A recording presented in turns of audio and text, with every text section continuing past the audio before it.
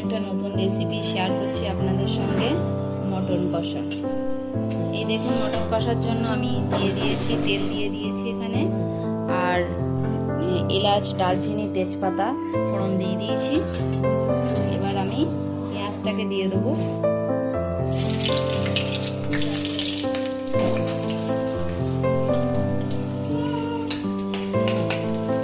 গ্যাসের ফ্লেমটাকে জোরে দিয়ে দিলাম, পেঁয়াজটাকে লাল লাল করে নেব। এখানে 1.5 কেজি মটন আছে। এবার আমার পেঁয়াজটা লাল লাল হয়ে এসেছে। এবার আমি এক এক করে উপকরণগুলো দিয়ে দেবো।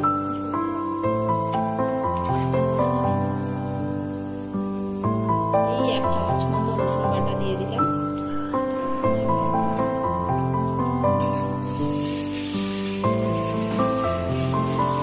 রসুনটাকে ভালো করে পেঁয়াজের সঙ্গে মিশিয়ে নিতে হবে।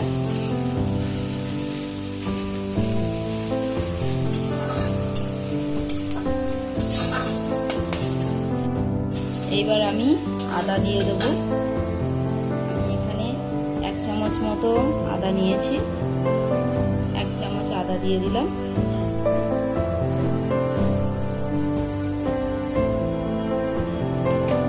এবার আদাটাকে তেলের সঙ্গে ভালো করে মিশিয়ে নিতে হবে।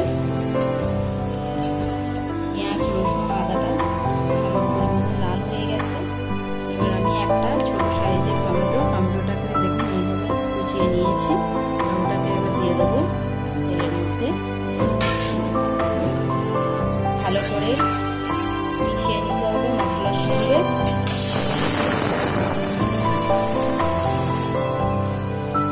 এবার আমি একটু লবণ দিয়ে দেবো, টমেটোটা যাতে তাড়াতাড়ি গলে যায়। 1/2 চামচ মতো একটু লবণ দিয়ে দেবো। এবার গ্যাসের ফ্লেমটাকে একটু জোরে হাই করে দেবো। টমেটোটাকে গলা পর্যন্ত আমি একটু ওয়েট করব। 1 চামচ হলুদ দিয়ে দিলাম, আর হাফ দেব, 1.5 চামচ মতো হলুদ দিয়ে দিলাম। এবার আমি এটাকে ভালো করে মিশিয়ে নেব। মশলার সঙ্গে সুন্দর করে মিশিয়ে নিলাম।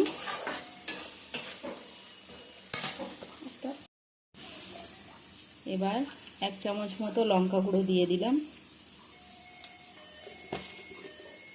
এবার এটাকেও ভালো করে মশলার সঙ্গে মিশিয়ে নিতে হবে।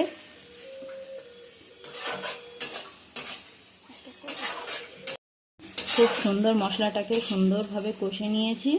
মশলা দিয়ে দেখুন তেল ছেড়ে দিয়েছে, মশলাটা আমার কষা হয়ে গেছে। এবার আমি এর মধ্যে মটনটাকে দিয়ে দেব। মটনটাকে দিয়ে দিলাম। এখানে 1.5 কেজি মটন আছে। মটনটাকে দিয়ে এবার ভালো করে মশলাটাকে এর গায়ে মাখিয়ে নিতে হবে সুন্দর করে। গ্যাসের ফ্লেমটাকে একটু হাই করে দিতে হবে এই সময়। দেখুন বন্ধুরা, খুব সুন্দর করে মশলাটাকে মটনের সঙ্গে ভালো করে মিশিয়ে নিতে হবে।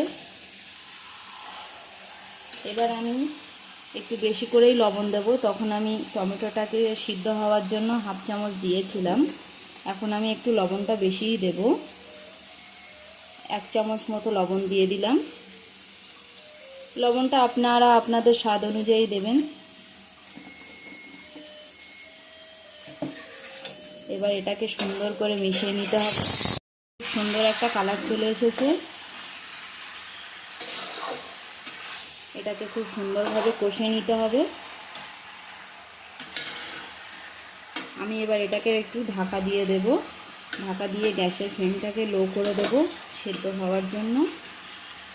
এই দেখুন, এবার এটাকে আমি একটা ঢাকা দিয়ে দিলাম।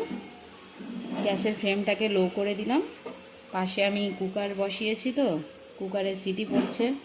অন্য একটা রান্নার রেসিপি আমি করছি পাশে। বাকি রান্নাটা আবার পরে দেখছি 5 মিনিট পর। চলে এলাম আমি 5 মিনিট পর। 5 মিনিট পর এটা আমি এবার খুলে দেখব কেমন হয়েছে। দেখুন বন্ধুরা, খুব সুন্দর মাংসটাকে কষা হয়ে গেছে।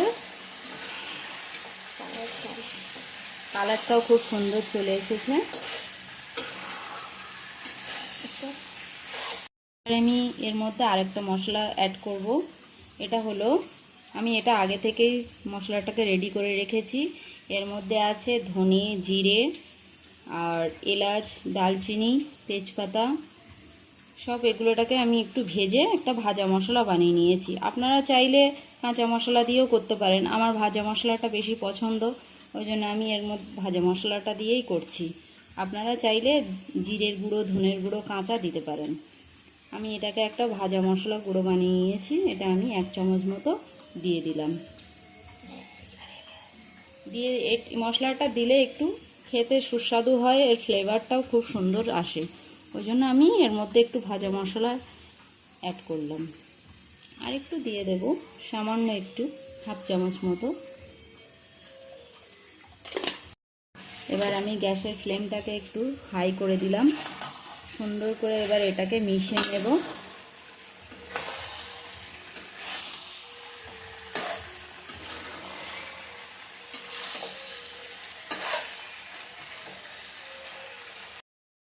দেখুন খুব সুন্দরভাবে আমার এটা কষা হয়ে গেছে। এবার এটাকে আমি কুকারের মধ্যে দিয়ে দেব। আপনারা চাইলে কড়াইতেও সিদ্ধ করতে পারেন। আমি তাড়াতাড়ি হওয়ার জন্য কুকারে দিয়ে 3টে সিটি মেরে নেব।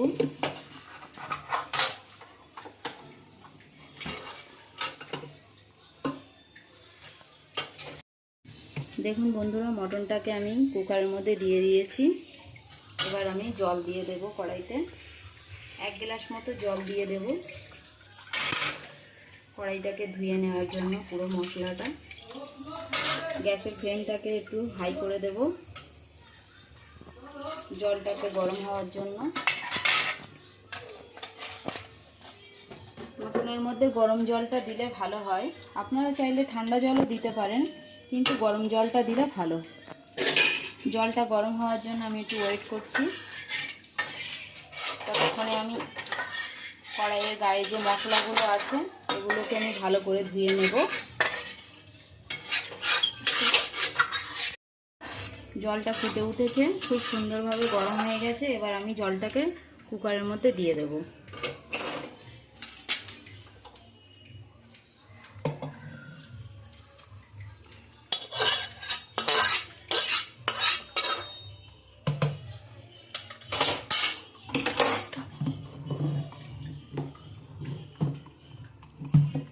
আমি জলটাকে একটু কম দিলাম, কারণ কুকারের মধ্যে দিলে অনেকটাই জল বেরায়, তার জন্য আমি জলের পরিমাণটা কম দিয়েছি। আপনারা কড়াইতে যখন করবেন জলটা পরিমাণে বেশি দিতে হবে।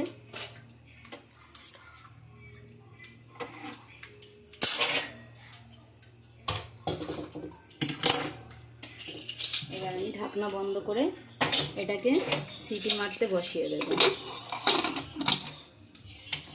গ্যাসের ফ্লেমটাকে হাই করে দিতে হবে। দেখুন বন্ধুরা, একটা সিটি পড়েছে। একে একে আমি এবার 4টে সিটি দিয়ে নেব। 5 মিনিট পর ফিরে এলাম। দেখুন আমি 4টে সিটি দিয়েছি। 4টে সিটি দেওয়ার পরে মটনটা খুব সুন্দরভাবে সেদ্ধ হয়ে গেছে। এবার আমি এটাকে কড়াইতে নামিয়ে নেব।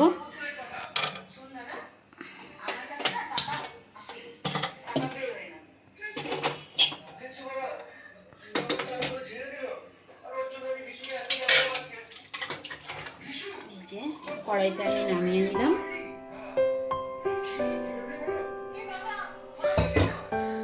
এবার এটাকে আমি গ্যাসের ফ্লেম হাই করে দিয়ে একটু গ্রেভিটাকে শুকিয়ে নেব,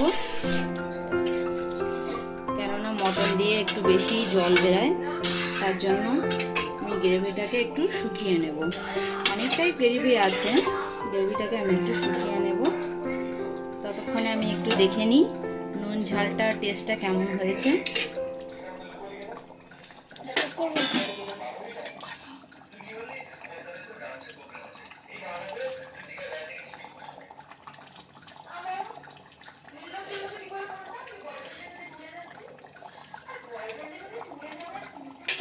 নুন ঝালটা আমি টেস্ট করে দেখলাম, সবই ঠিক আছে। এবার আমি এটাকে একটু গ্রেভিটাকে একটু শুকিয়ে নেব। আবার 5 মিনিট পরে ফিরে আসছি। বন্ধুরা, রান্নাটা আমার রেডি হয়ে গেছে। এবার সব শেষে আমি এখানে একটু হাফ চামচ গরম মশলা দিয়ে দেবো। হাফ চামচ গরম মশলা দিয়ে দিলাম।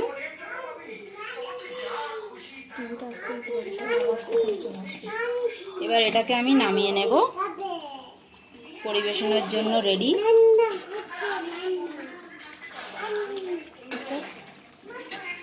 বন্ধুরা, রান্নাটা আমার রেডি হয়ে গেছে পরিবেশনের জন্য। দেখুন কত সুন্দর লাগছে মটন কষা। আমি একটু গ্রেভিটা বেশি রেখেছি, আপনারা চাইলে গ্রেভিটা কম করতে পারেন। দেখুন বন্ধুরা, আমার রান্নাটা যদি আপনাদের ভালো লেগে থাকে please like, comment, share and subscribe করবেন। Thank you.